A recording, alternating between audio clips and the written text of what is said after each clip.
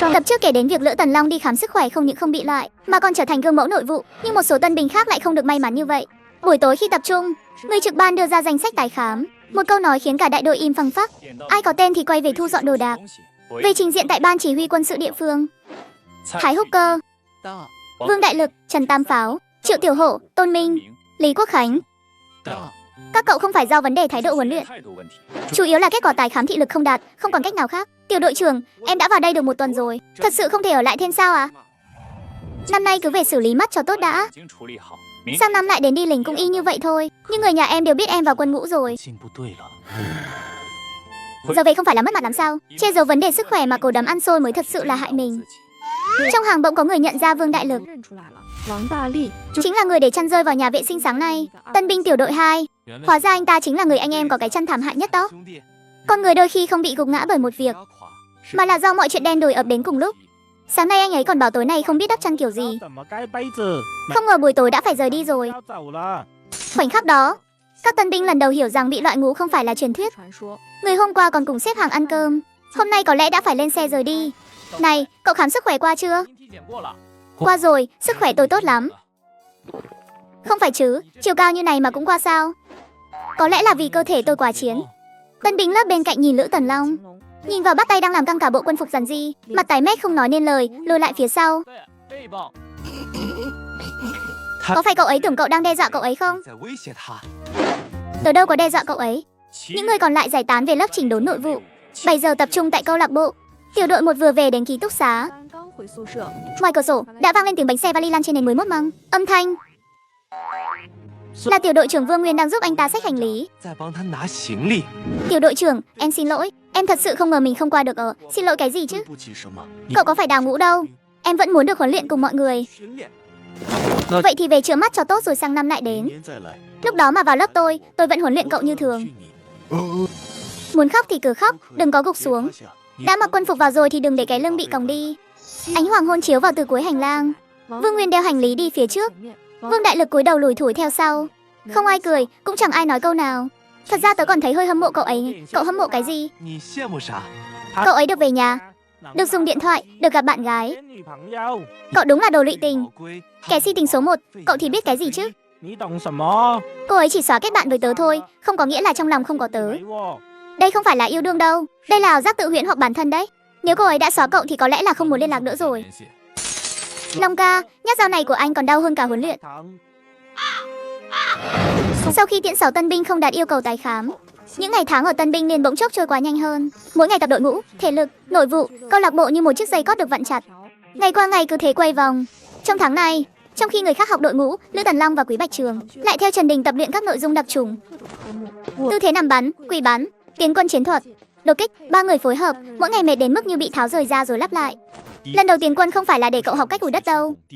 Tiểu đội trưởng, em cảm thấy mình đã áp sát mặt đất lắm rồi mà. Cậu là áp sát đất thật, nhưng người khác cầm ống nhòm lên là thấy cái mông của cậu đang kêu cứu rồi kìa. Ha ha ha ha ha. Đúng là quá nổi bật. Lao Quý, sớm muộn gì cậu cũng bị sét đánh vì cái tội mồm nhanh hơn não đấy. Tiểu đội trưởng, em làm thế này được chưa à? Được, cậu nhớ lấy. Động tác của cậu chậm một chút cũng không sao, nhưng mỗi bước đi đều phải chắc chắn. Long ca mà gọi là chậm á, anh ấy bỏ dưới đất còn nhanh hơn cả tớ chạy bộ nữa. Sau 1 tháng trôi qua, mặt mũi các tân binh đen sạm đi, người gầy đi, chăn đã vuông vức. Ngay cả đi đứng cũng toát ra khí thế quân đội. Quan trọng nhất là họ bắt đầu hiểu rằng tiểu đội không phải là nơi để ngủ, mà là một tập thể cùng chung vinh nhục, cùng nhau gánh vác. Ngày mai là Quốc khánh mùng 1 tháng 10, nghe nói trong quân đội cũng được nghỉ. Vậy có được phát điện thoại không nhỉ? Còn không phát điện thoại chắc mẹ tớ tưởng tớ mất tích rồi quá. Điện thoại? Phát điện thoại sao? Vậy có phải tớ có thể liên lạc với cô ấy không? Cậu liên lạc với không khí còn nhận được phản hồi nhanh hơn cô ấy đấy. Lỡ như cô ấy hối hận thì sao? Lỡ như cậu tỉnh ngộ thì sao? Long ca, nếu ngày mai được nghỉ thật, tớ sẽ mời anh ăn đồ ăn vặt. Sơ đến cô đến la, xúc xích, thịt bò khô. Siêu thị có cái gì tớ mua cái đó. Không cần đâu, tớ có tiền mà, tớ chỉ cần mua ít đồ cao năng lượng là được. Đừng có khách sáo, tiền đối với tớ không thành vấn đề. Lao Quý, cậu cũng cứ chọn thoải mái đi. Cậu có chắc ngày mai nhất định được phát điện thoại không? Tớ hỏi tiểu đội trưởng rồi, Quốc khánh nhất định sẽ có hoạt động. Chắc chắn sẽ phát điện thoại. Tớ cứ cảm thấy chuyện không đơn giản như thế. Tiểu Quý, cậu đúng là quá bi quan rồi. Ngày mai điện thoại mà về tay tớ, việc đầu tiên tớ làm là đặt đồ ăn ngoài. Trong quân đội không được tùy tiện đặt đồ ăn ngoài đâu đúng không? Vậy việc đầu tiên tớ làm là được chạm vào nó. Thế thôi cũng đủ hạnh phúc lắm rồi. 7 giờ tối, cả đại đội tập trung trong câu lạc bộ. Mọi người đều nghĩ vẫn xem thời sự như thường lệ. Kết quả tivi chưa mở, chính trị viên đã đứng lên phía trước. Hôm nay không xem thời sự, tổ chức cho mọi người xem phim. Xem phim ư? Ngoài ra, ngày mai Quốc khánh đại đội tổ chức thi kéo co. Lấy đơn vị là tiểu đội. Tiểu đội giành chức vô địch sẽ được ưu tiên nhận điện thoại. Phát điện thoại qua, điện thoại kìa. Tớ không nghe nhầm chứ?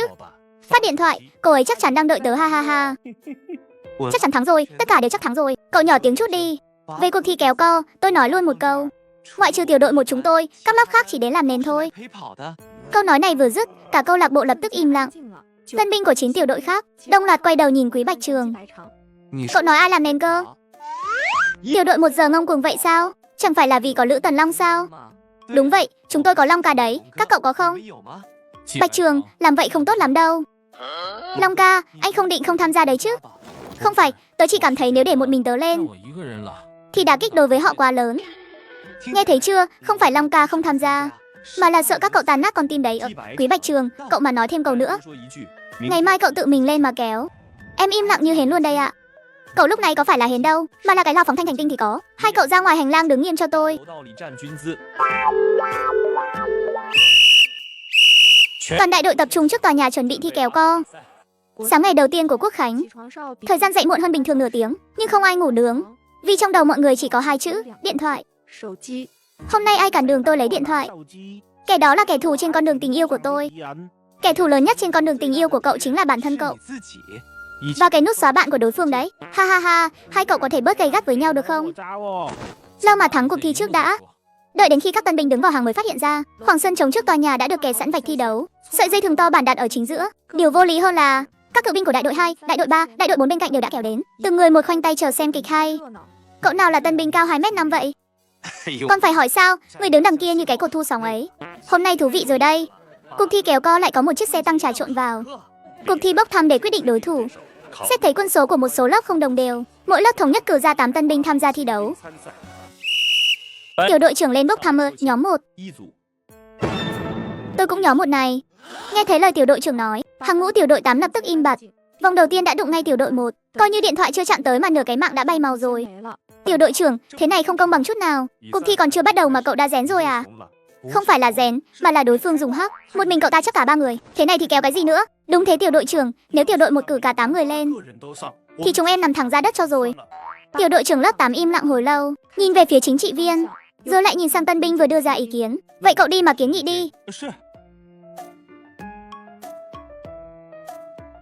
Báo cáo chính trị viên, em có ý kiến, phản ánh rằng cân nặng và sức mạnh của Lữ Tần Long rõ ràng là vượt mức quy định.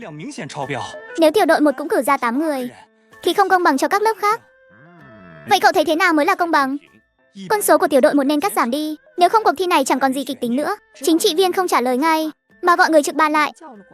Sau khi hai người thảo luận nhỏ vài câu, người trực ban bước ra trước hàng ngũ, trước khi bắt đầu thi đấu, tuyên bố một điều chỉnh tạm thời. Xét thấy điều kiện thể chất đặc biệt của Lữ Tần Long ở tiểu đội 1, để đảm bảo tính công bằng cho cuộc thi, các tiểu đội khác cử 8 người, riêng tiểu đội 1 chỉ được cử 5 người. Lời này vừa thốt ra, toàn trường đầu tiên là ngẩn người, sau đó là xôn xao, 5 người thì làm sao mà đấu nổi. Lữ Tần Long có mạnh đến mấy cũng không thể một mình chấp 4 người chứ. Giờ còn ngông nữa không? Không phải chứ, thế này không công bằng. Tại sao các lớp khác được 8 tân binh ra sân, mà lớp chúng tôi chỉ có 5 người được ra sân thôi?